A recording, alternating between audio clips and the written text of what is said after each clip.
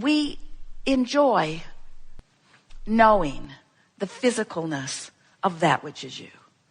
You are so beautifully physical, which means you're really, really, really, really good at interpreting a reality through your physical senses. What you see is just an interpretation of vibration. What you hear is an interpretation of vibration. What you smell and taste and touch, just vibrational interpretations. But you, bless you, you make that reality, because I can see it and hear it and smell it and taste it and touch it. So that's real.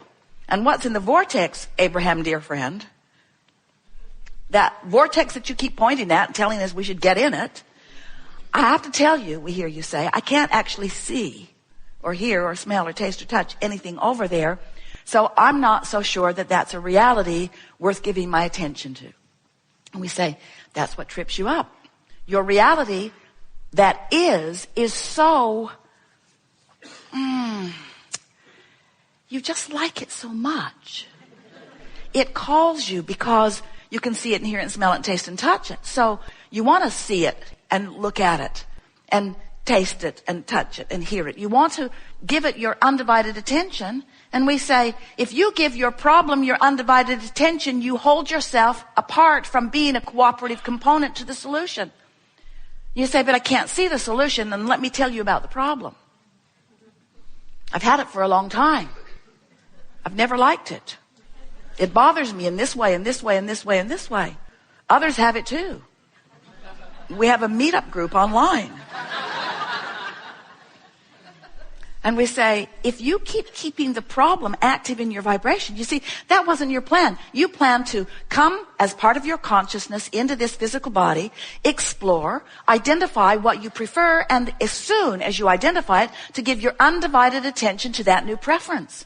And when you do that, when life shows you what you want, and then you talk about what it is you want and why you want it, and you think about all the reasons that you would love to experience that, then you train yourself into vibrational compliance with the solution, and then law of attraction must bring it to you. It is law. But when you feel that you have to justify it, and we know how you got there. In other words, you came into this physical body and you looked to those other big people as the vortex through which your well-being came. And as they said to you, don't behave that way. You must cater to me. You must please me. And whether they said it right out loud or not, and plenty of them did, you caught on pretty quick that you needed to do things that would make you friendly in the community in which you were living. And so you began one who pleased those around you. When they frowned, you did something different. You always, not always, but especially in the beginning, you were trying to evoke a pleasing response from those who were outside of you, even those who were well-meaning, like your parents and those up close to you. But what happened in that is that you lost your sense of your relationship with your vortex. You lost your sense of your relationship with this larger part of you who has just now become more as a result of what you have been living. Are you following us at all? You were source energy before you came into this body. You came into this body where you now avidly explore details all day, every day. And when you know what you don't want, you know what you do want, and you send off that rocket, and the larger part of you becomes the equivalent of what you do want. So you, in your exploration of the variety, caused yourself vibrationally, the eternal part of you, the forever part of you, you caused that part of you to expand, to become more. And in the moment that you, through your exploration of variety, caused that larger part to become more, you now have the choice of keeping up with the expansion or not. When you keep up with the expansion, you feel happy, you feel sure, you feel frisky, you feel robust, you feel clear-minded, you feel healthy, you feel vital and alive, you feel full of fun, you have good timing. In other words, when you keep up with who you are, you feel wonderful. So what are your emotions anyway? Your emotions are your indicator of the relationship between the frequencies in you. So you were source energy before you came into this body. That's a frequency.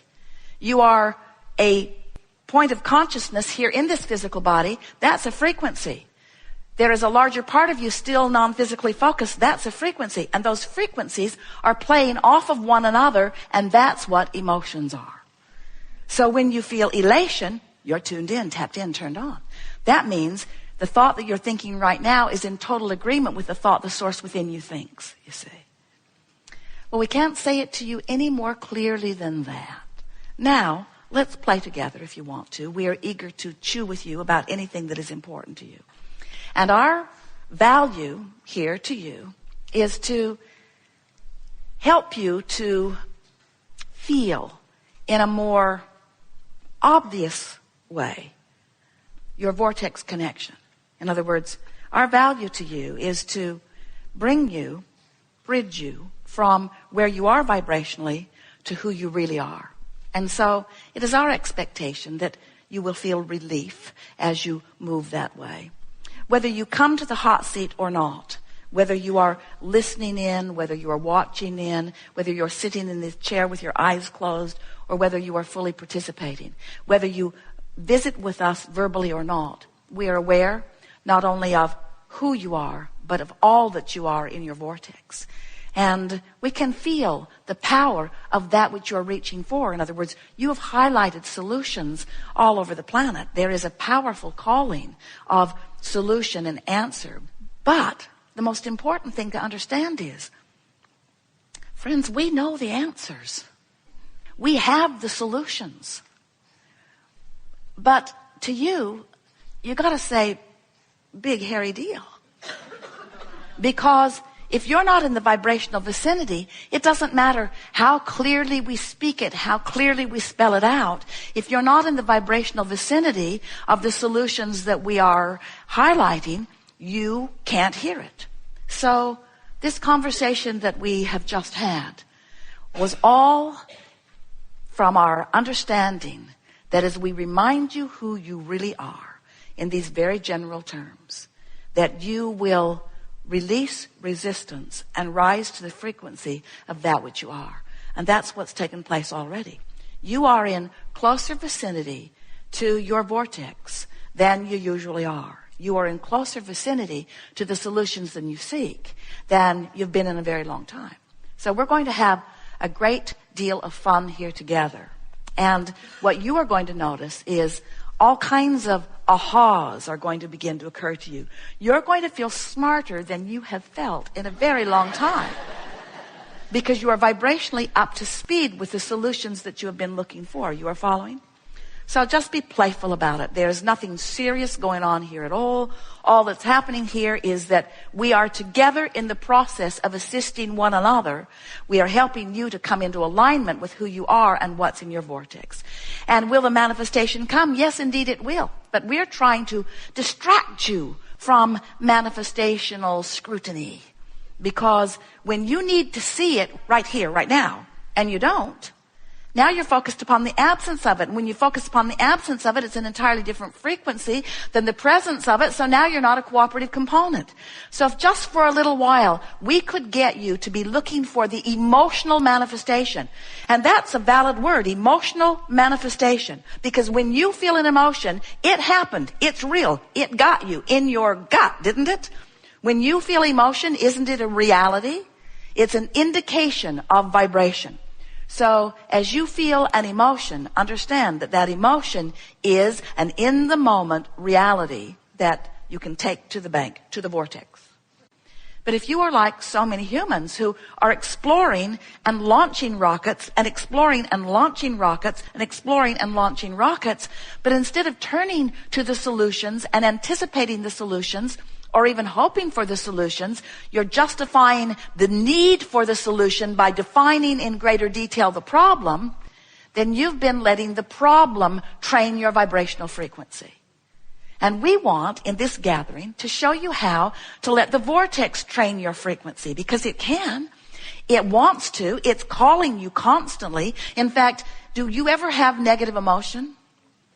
If you ever have negative emotion, that means your vortex, your inner being is calling you. You're just not going, not right now. You're holding out. You're focused upon something that makes you vibrationally resistant to the vortex that is calling you. It's sort of like you've got your feet dug in. You're sort of hanging on to where you are. And even though the vortex is calling you, you're not going. And the only reason you're not going is because you've got something active in your vibration that we call resistance that keeps you from being a match to the vortex who is calling you.